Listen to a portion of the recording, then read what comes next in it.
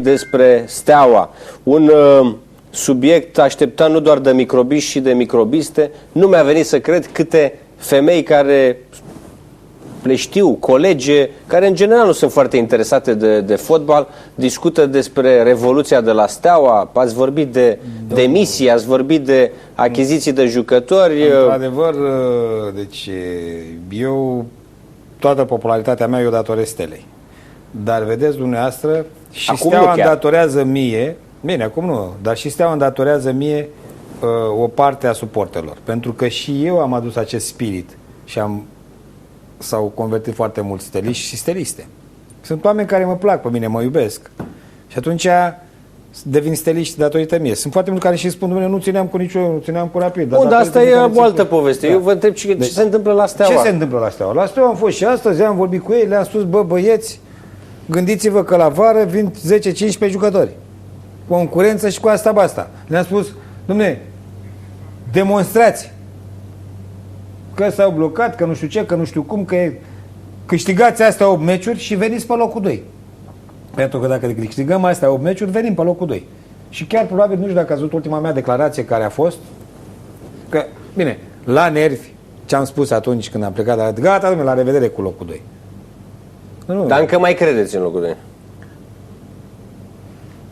Păi cum să nu crezi în locul 2 dacă mai sunt încă 8 meciuri de jucat?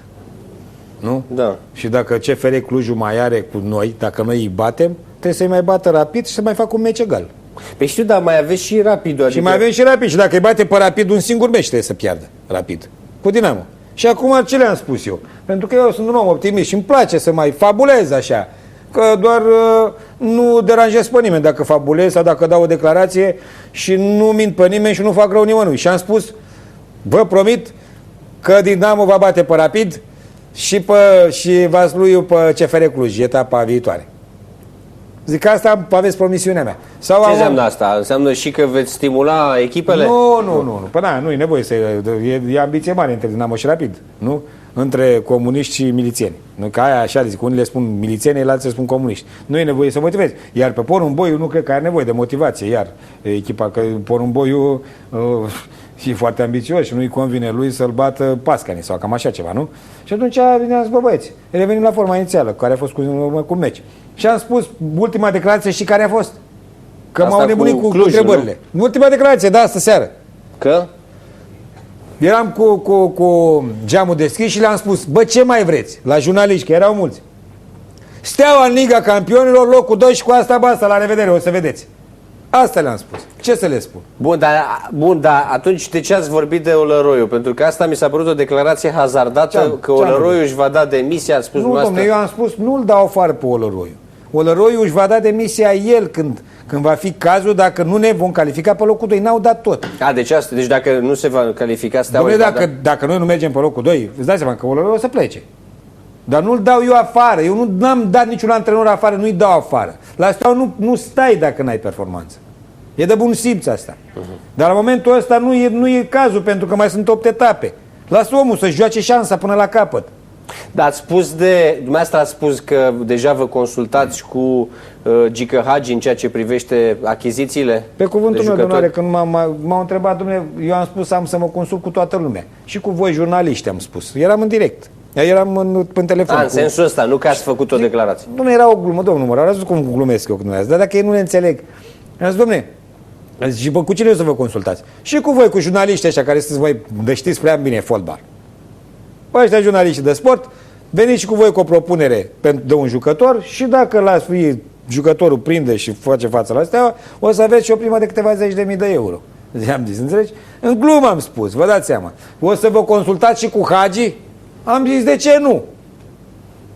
Deci ați fost întrebat. Dacă spuneam nu, se supăra Hagi. Dacă spuneam da, am spus da, sau am spus de ce nu, s-a interpretat că, domne, cu Hagi se consultă. Cu Gică Hagi ce fel de relație aveți? Una bună. E nașul meu, nu-i normal. Mi-a potezat toți 3 copii. E nașul meu. Ce relații să fiu?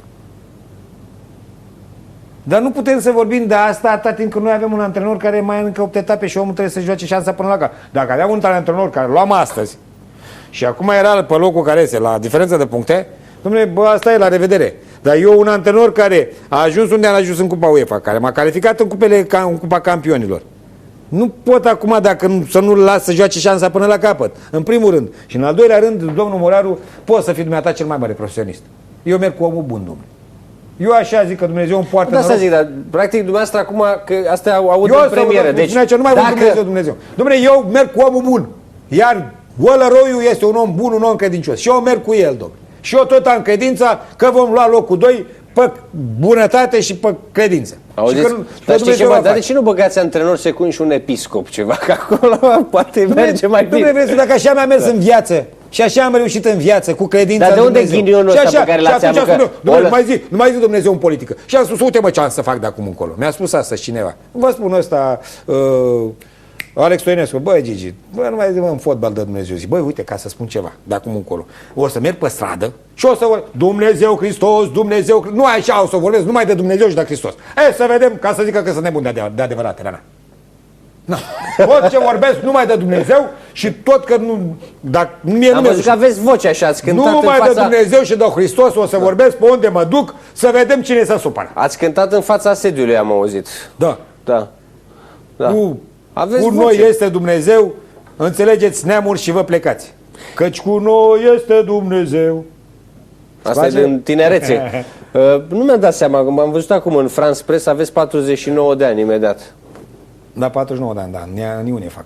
Nu-i arătați, încă sunteți verde așa, nu se vede că aveți vârsta asta. Da, așa îmi spun oamenii când mă văd așa în realitate, spun, Dumnezeu, că arătați mai bine. Dar cu Steaua, practic, deci dumneavoastră ferm spuneți așa că dacă Olăroiu nu termină cu Steaua pe locul 2, el va pleca. Asta credeți mai? Sigur va face. Împreună cu Mihai Stoica, v-ați gândit și la asta? Ce legătură are, domnule, Mihai Stoica? Nu știu, vă întreb că eu nu... Mihai Stoica va îmbătrâni la Steaua, să nu mai creadă unii că nu. Ce treabă are Mihai Stoica? De ce se plece Mihai Stoica? Nu, vă întreb cum e, pentru că... Păi dacă v-am spus de atâtea ori că nu pleacă Mihai Stoica și voi tot mă întrebați, ce să vă spun? Eu mă iau după ce spune păi presa și vă întreb. Credincios. Da. Bun. Mai departe. De unde ghinionul ăsta? Ați avut ghinion? Că eu cred că dacă nu se accidentau atâția jucători... Păi stai, dom'le, dacă e să o luăm și așa, până la urmă, dacă vrei să o luăm și altfel.